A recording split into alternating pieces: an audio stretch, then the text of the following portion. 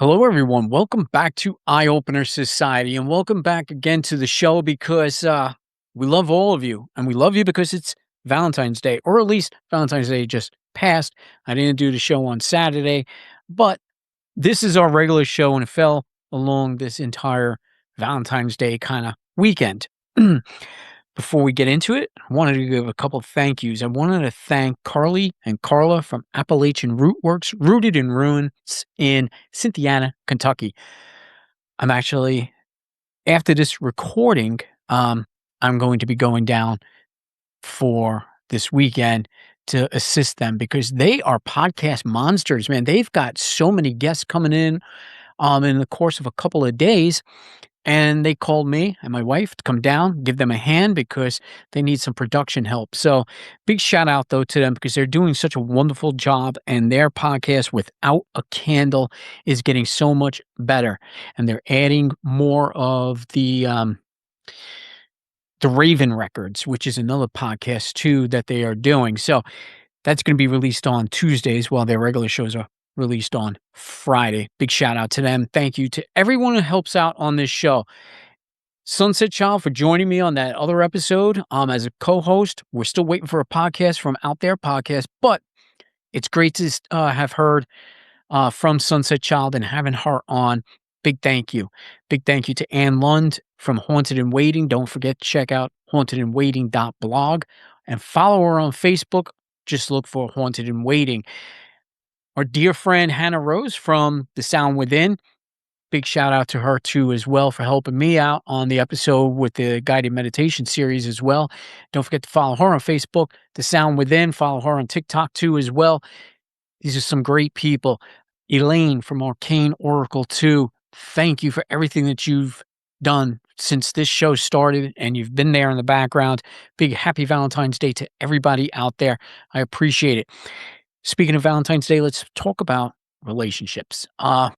There's a lot that I've been discussing with Lizzie back and forth on this.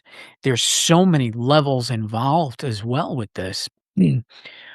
From my perspective, I've gone through 3 marriages. I'm on my 3rd actually, and it's been a wonderful, calming, peaceful ride. I got nothing bad to say about it.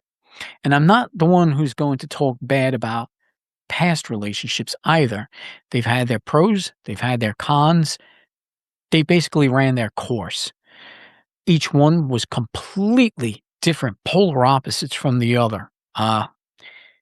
Lived through bad times, lived through good times, and that's what it was about. But lately, because I know we are in this cosmic shift or something, this ascension, whatever it is you're thinking or feeling that it is, most people that I know are having very difficult times with relationships. We all know Hannah, my stepdaughter, who was doing this show as my co-host for a long time. Where did she go? Well, she's here. She's still under my roof, but we can't get her on to do an episode like this because of her breakup, because of that divorce and throwing kids in the middle of everything. And I don't want to get too personal with it. I don't want to speak on her end, but there's a lot of ugliness. And we can attribute it to maybe what we're told relationships are, how we're told marriages should be. And I get this feeling a lot of times marriages just turn into either A, ownership, or they're turning into this convenience, which I think a lot about. Finances, security, roof over your head, not having to leave, but you're going to be stuck with the one thing that is destroying you, male or female side, or female, male, whatever your situation may be. There might be a real struggle going on. And if it's abusive, I'm telling you right now, get the hell out of there immediately. I don't care who's doing the abusing or what. That's really my total, like, I can't stand that. I've dealt with that. It's something you need to leave immediately. For those of you sticking around for that convenience, what's it really doing to you? I have many thoughts, but I also have somebody else here. I have Lizzie with me as well, and we know Lizzie has many different levels of thoughts too. They differ from mine, and that's the thing. It's a difference of perspectives on all of this, and we have been talking about this for a while, and we've also determined her and I have a relationship, and we got to take that into consideration too. Relationships need not to be marriage. They need not to be sexual. And we could have a completely platonic relationship, completely no holes barred. And in the past few days, thanks to Lizzie turning me onto this Marco Polo app so we could talk more, we've spent hours on end just talking and forming such a beautiful friendship that's becoming tighter and tighter every single day, but it's a relationship, and I respect it. I think I need it. It's been something that's changed me over the last few days to have someone to talk to constantly that understands me, and I think Lizzie's feeling the same way, but I don't know. We'll have to talk and ask her. Lizzie, welcome back, buddy. How are you? Good, good. I'm so excited to jump in right here. So, okay, I have this belief that everything that's happening within is happening without. If it's happening without the world, it's happening within. And right now, there is this big theme of the rapture, the new world, like however you want to look at it. The point is, on whatever level we're aware of it, we're all trying to like bring this quote new world into being. We're in the age of like becoming aware of everything. And when you see discomfort and pain, it like magnifies. But it does that so that we can fix it, quote, because fixing isn't like a super great word. But so everything that I'm seeing and whatever you're going through, it's a process of trying to figure out the energetic lifestyle, whatever perspective, new way of living. Because the thing is we can get mad at the world for the way that people don't meet our needs or whatever it is. But it all comes down to what we've set up for ourselves. And you mentioned about, abuse and just like leaving it. It's hard when so many things are pulling at you, but it feels so hard because you think that's the only way to do it. When you get in positions, whether it's like physically abusive or just where you're abusing yourself by not being honest about your needs, either way, it's a thing that you set up long before you even met that person.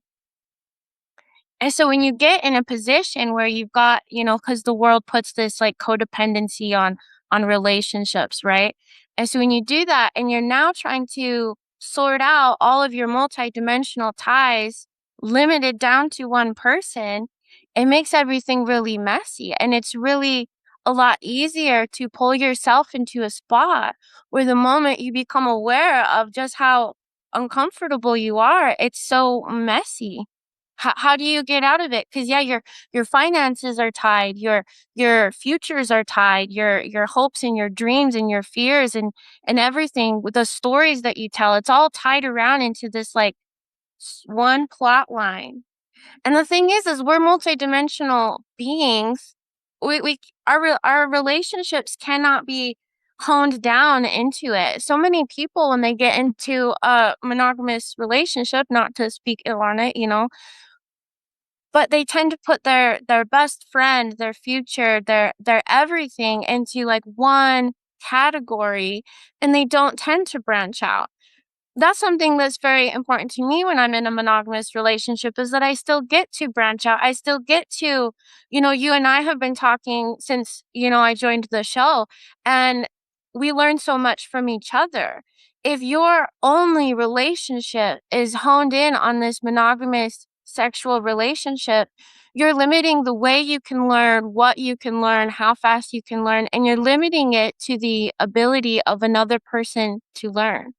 When you can branch out And I'm not saying you have to be like polyamorous to branch out. It's one way to do it, but you can really have different connections on different levels in different areas and learn and evolve as a multidimensional being with your multidimensional relationships.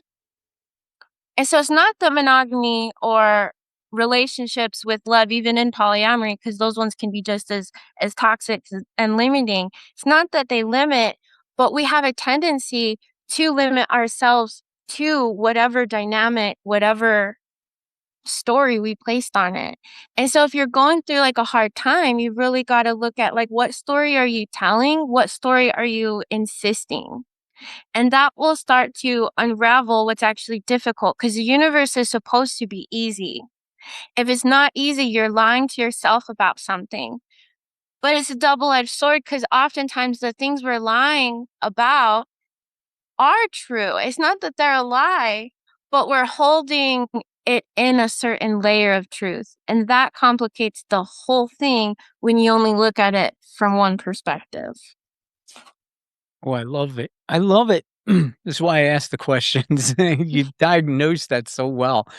Um, so touching on a few things, going back to my first marriage, it was a first marriage, 21 years old, and you have this idea of what marriage is.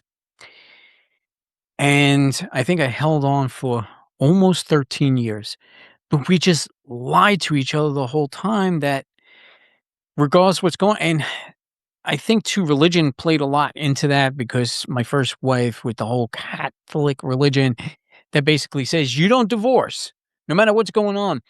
It wasn't a physically abusive in any way. It was just we both knew maybe after 7 years we just weren't right. We were not compatible with each other.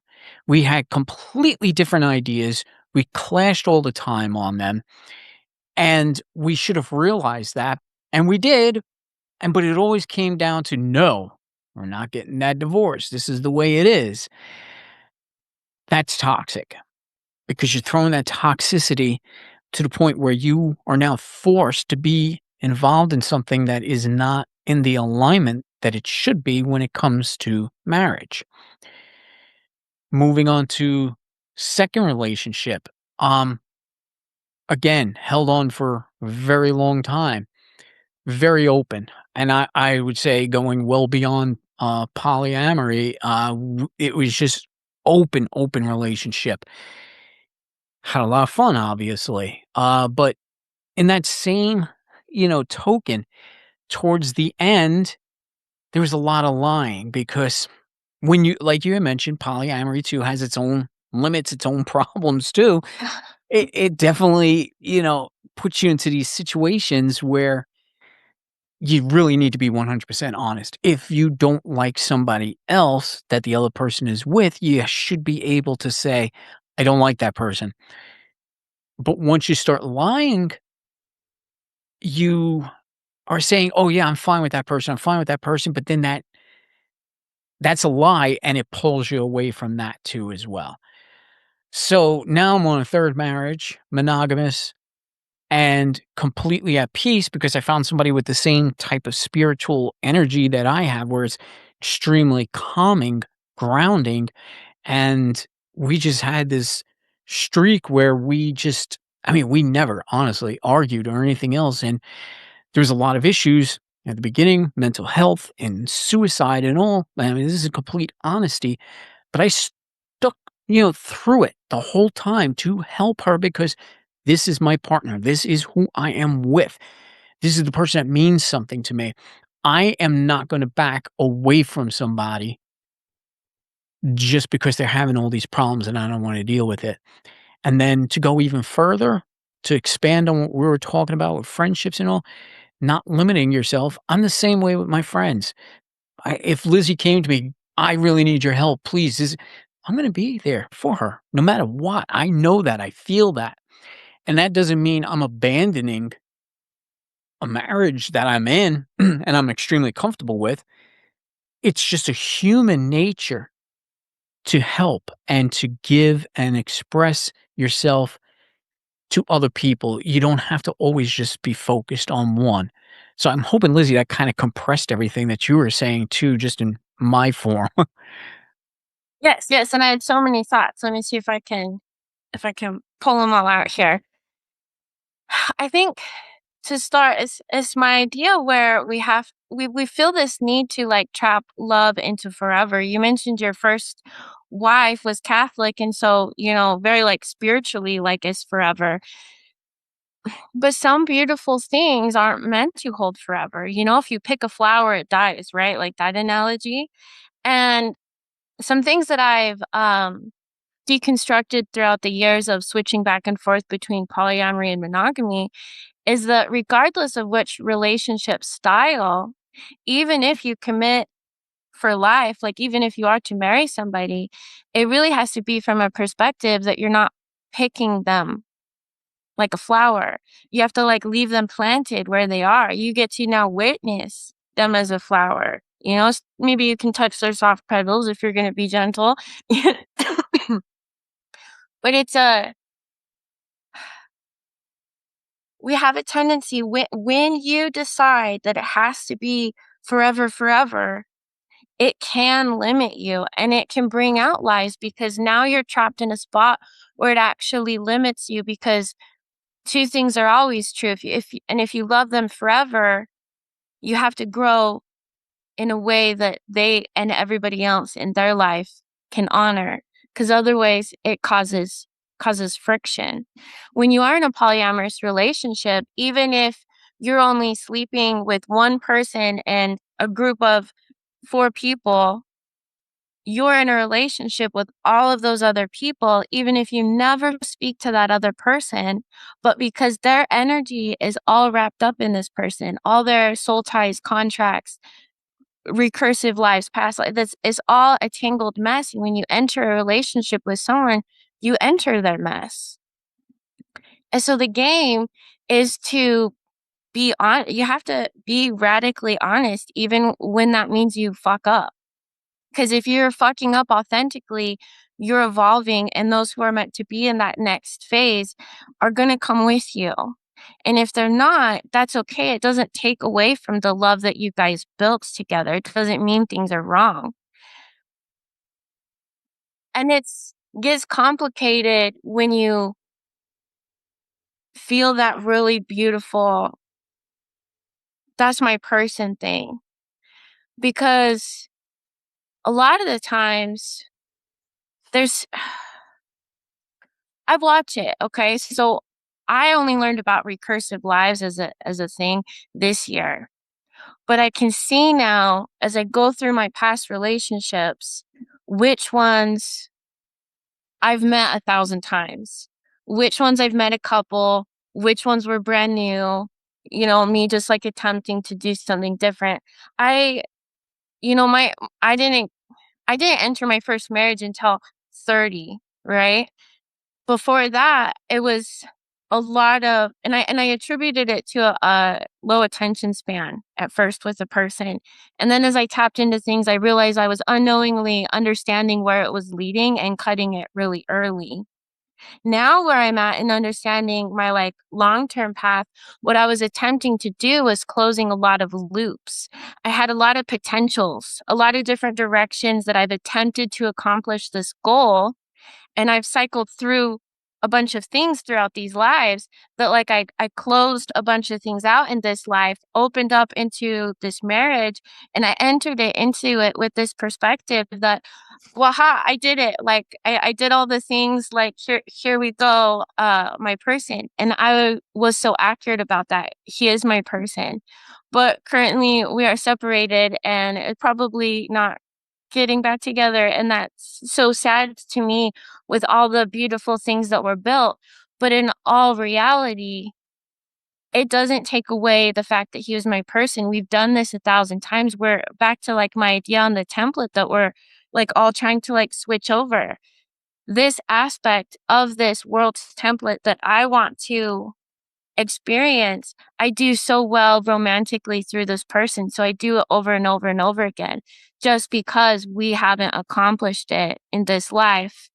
doesn't mean that it's not a beautiful journey to go on. And when you feel that thing about them being your person, whether it works out or not, you weren't wrong. It's how well did you guys enter into it in the way you wanted to build it? How well did you continue to build it? How well did you meet each other throughout the whole journey? It's so easy to be like, well, you did this wrong and you did this wrong. But anything that you're seeing in that relationship that's bad is what you're mirroring from inside. What you're seeing is good is what you're mirroring from inside. And so the question is not, is this a person or not? Like your person or not. The question is, do you guys meet each other in a place that mirrors beauty or mirrors evolution or mirrors pain? Because none of those are necessarily wrong. It's all something you're trying to sort out for this grander scheme of things. But do you want to play in this right now with this person? Because it's a game and there's no right answer. Just because you've done it 1,000 times doesn't mean you have to do it again. Just because you've never done it before doesn't mean that it's not going to work. You know what I'm saying? Everybody just needs to chill. Really, they just need to chill and take a step back and just really look at what's happening and see what it's showing you about inside. Because we think that it's all about the relationship, but in the grand scheme of things, energetically, you can solve anything you're going to solve without actually being romantically involved with a person. And it actually complicates so many things because of all the ties about romance. Truthfully, if we all just like we're our own person for a few years, I feel like the whole collective would be better. And I think that's why there's so much discourse. And it's not that relationships are the problem, but we're trying to build like this new world with all the baggage of the old one.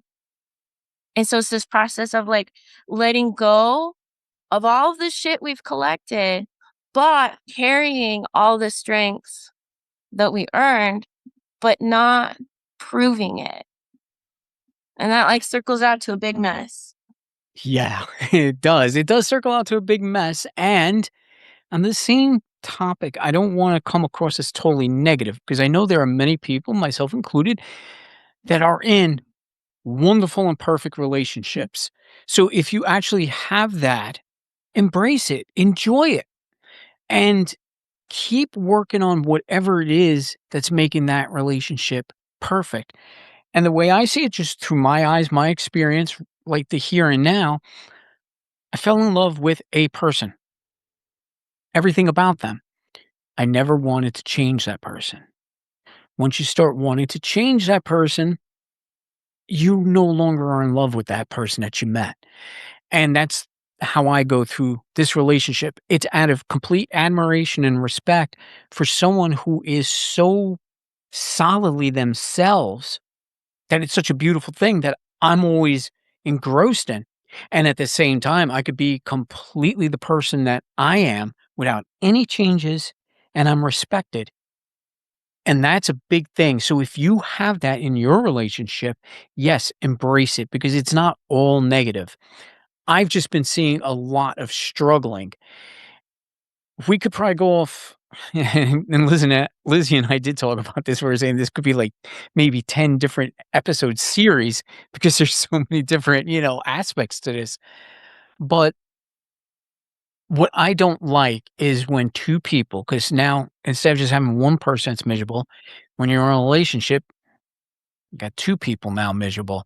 And if you're trying to make things work and it's not working, you have to really be honest about that. Move on. It's a huge, huge world. If you're human, I got a question in the front row.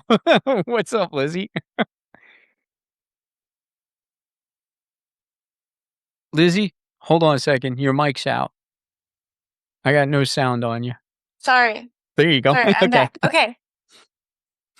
Yes, move on. If you're feeling called to move on, move on. But there's so much of a tangled mess. And part of what we're doing is learning how not to pick the flower. And if you move on because you picked the flower versus saw the flower's beauty and let it grow authentically, just because you guys put each other in the same vase doesn't mean it has to end. You can grow together and replant your guys' selves. It has to be a co-creation though. You have to leave them behind if they're not willing to play the game with you and you don't want to be in the vase anymore. But it doesn't have to necessarily be an ending. Everybody's waking up, everybody's seeing these things, even if they can't see all the timelines weaving and all of the emotions being pulled. Everybody's getting so in tune with their bodies and their intuition and their understanding on some sort of level of what they're trying to do. I really believe that you can deconstruct this with a person. You just have to be willing to let them go if they're not going to follow you along. Okay. That does make a lot of sense because, like I say, it's sometimes troubling to me to see that when I'm witnessing it, and I am working with people too that are in that space right now, and they're coming to me for that advice, for that guidance, and it's difficult. Because I try to be as real as possible, saying I can see it's over. It's not going anywhere. On that same note, too, something can happen. A spark can happen. Sometimes you're going to realize in that whole difficult situation with all the different energies going on, you might ignite a spark with that. You might see something new in that person that you haven't seen before that places you right back into that position where you say, wow, this person is fantastic. Mm-hmm. But we have to be careful with that because, again, we have to still respect that person. And if there's still things you don't like about them, I mean, listen, we're not going to love everything about a person. Some people have little idiosyncrasies that, drive us crazy. That's in any relationship. We can't be 100% perfect. We're human beings. We just embrace it, but we admire it because it's part of that person that we love. And I wanted to touch back on where you're saying your person too. If we're in situations where we've had different marriages or different relationships and they came to an end, we have to really understand we hold on to that energy. We had a whole nother person that we spent, like I said, 12 years of that energy exchange constantly. And I will be honest, like when that was over, I'll be walking around in a mall and I'll just start bawling my eyes out like a little bitch. And it was so weird for me because it never happened to me before. So I went for therapy and it didn't take long because this guy I was seeing there, he said during one of the sessions, he says, you're not crying because you're sad. You're crying because for the last 12 years, you had somebody to fall back on. That person was there when you woke up, came home all the time. That person's not there anymore. So it's just your body adjusting to this situation that you no longer have. And I sat there, I was like, yeah, why am I crying like a little bitch? Because made perfect sense. And I walked out of there. I never had to see him again. All the crying stopped. All the emotion stopped. But it's 12 years of that's energy exchange. And it does. We hold on to that. We are vessels and we've spoken about that before. Yes. And the other thing is, so biologically, when we're born, we learn how to regulate our nervous system, our body temperature, all of those things that our body does automatically. We learn first through bonding with skin to skin with our mother, and then through other people as we develop on. But there's this funny thing I think that happens. And okay, so I'm going to say this, but it's not okay. we we do this and then we put our children in a room and we tell them to sleep by themselves, right? But then we go and we sleep in our beds with our partners and we cuddle. We are still, even though our bodies more or less, because some people actually apparently never fully learned this, but our bodies are co-regulating on a biological level. We're energetically connecting on so many different levels along the thing. We're co-regulating while we sleep. But then we have our kids go to bed and then we get mad that they can't regulate themselves when they haven't learned it yet. And I think this is actually something that causes people to hold on much longer than they need to, because you've now patterned, like all that energy you're saying between the two people, you've patterned to regulate emotions together, regulate your nervous systems, regulate everything together, even if it's only done in your sleep and not done like verbally in that same context. And so it's not that there's anything wrong with having your kids sleep in another room, but that is biologically a pretty new thing for our species. And so whether you're sleeping in bed with someone else or sleeping in bed alone, we really got to think from a perspective of like, are we just like waiting until we're so exhausted to fall asleep, or are we actually like regulating ourselves individually? Because that's going to pull you in so many ways if you can't do that for yourself.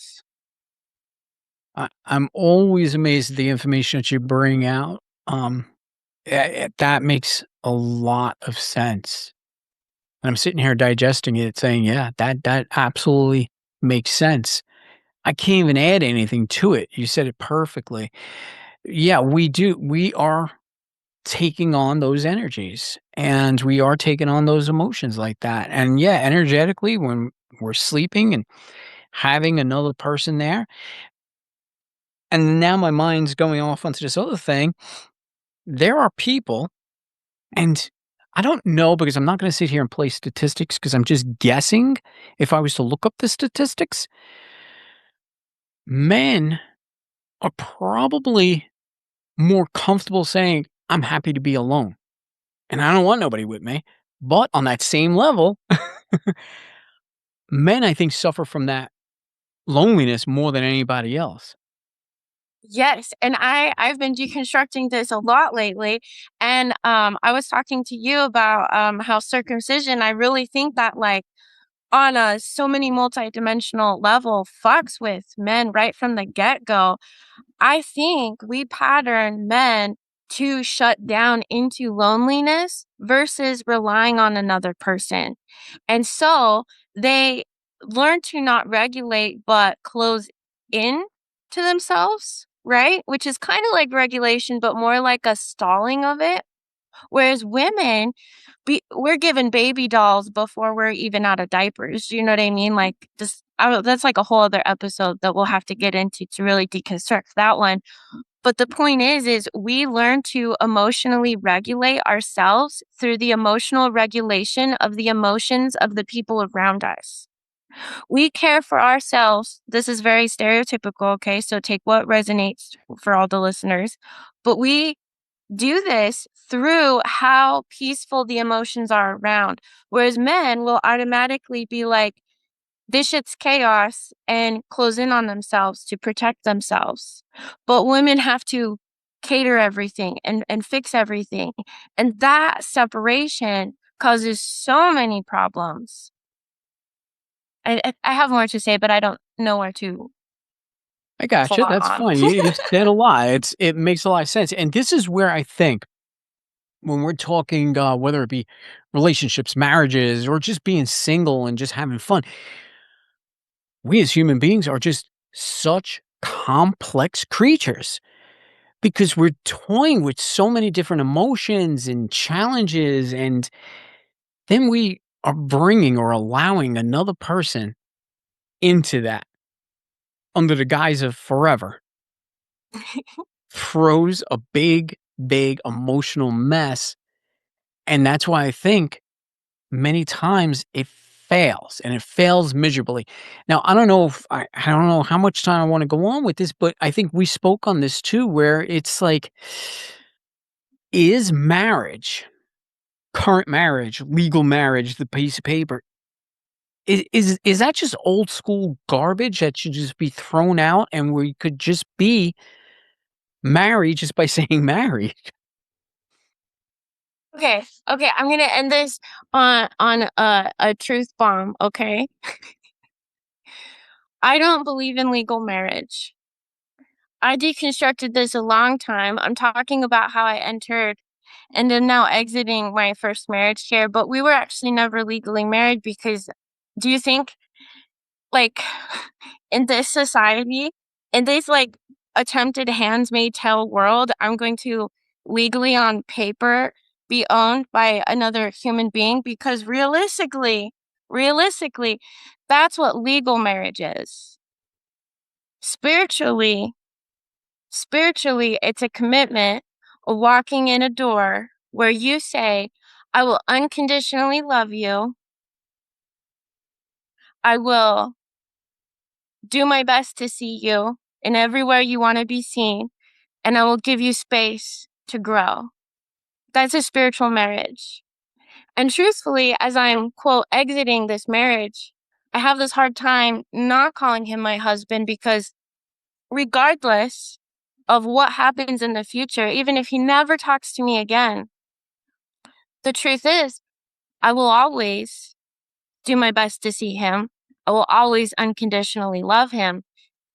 This is a commitment that I can have without limiting myself. So on a spiritual level, maybe he is my husband, maybe he isn't. That's why it's like a messy thing. I didn't know if I wanted to really like say on here, but it so perfectly came to yours. I felt like truth bombing you a little bit. I know you didn't know that about me. I don't tell anybody that didn't know me prehand, because for all intensive purposes, it was the same commitment to me. I just wasn't committed to being legally owned, because that's how I view legal marriage. I want to give you kudos, and I want to give you a standing ovation for that because there's two ways I view the legal marriage. One, when in with first marriage, with the whole Catholic marriage, it's a witness before God, and you can't break up, or it's a sin. So no matter what you do to that other person, they can't get away from you, and I just can't come to terms with that. Second part is, it just now says you're in a different tax bracket and you're going to pay either more or less depending. That's the other portion. And I know you agree with me on that. So this whole paper marriage, and that's what I like to refer to is the paper marriage, it could be tossed out. There's no reason why two people can't get together, live under the same roof, take care of their own separate finances, be in love, share everything that's part of a marriage. But once that piece of paper gets in the way, we are now screwing ourselves because, just like you're saying, I own you. Here's the piece of paper, Yeah, it's right? weird. It's weird.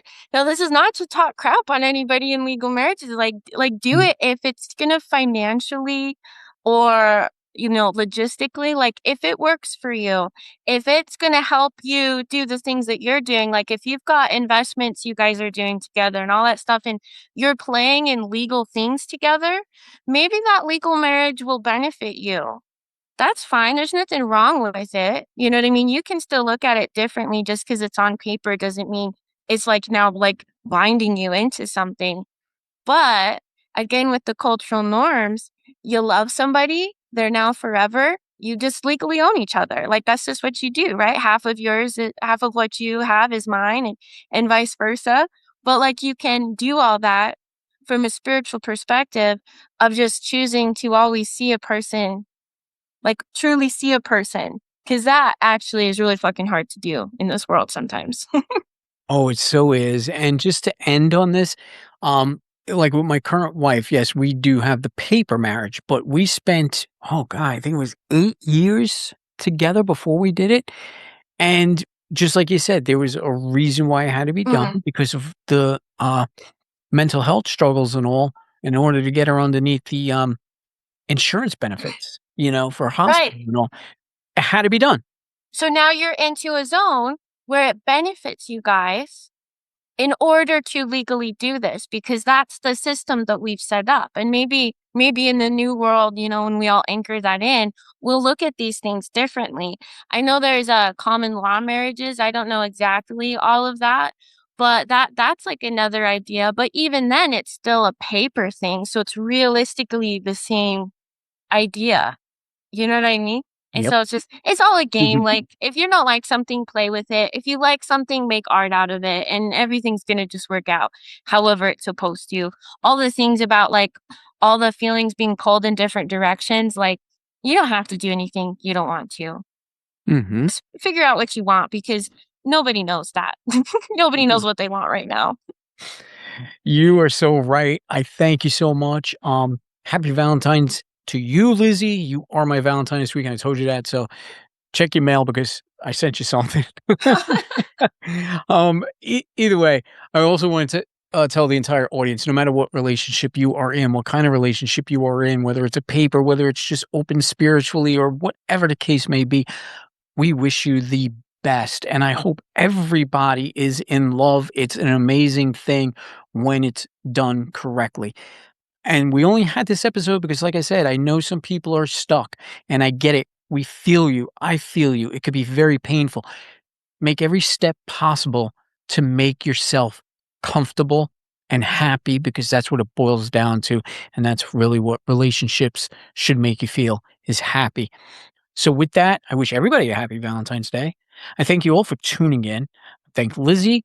And I also wanted to give a shout out to Emma Swales, who also came on this wonderful show. I had such a great time with Emma. I know it was such a long time that we were talking about having her on the show. Emma Swales, follow her, The Bell Witch Podcast. Follow her on all podcast platforms. Find her on Facebook. Find her on Instagram. Follow her, like her. She has an award-winning podcast, and I had her on my show, and I'm so happy for that. So everybody, thank you all so much again. Thank you again, Lizzie. You're wonderful. And we'll see everybody on the next episode.